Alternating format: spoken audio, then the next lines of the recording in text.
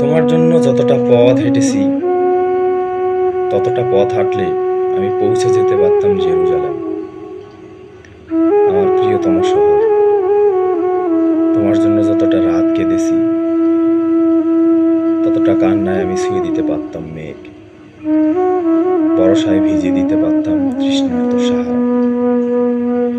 যে দহনে রোজ পুড়ে গেছি তাতে জেলে দিতে পারতাম অজস্র গনগনে ফিসুরিয়াস।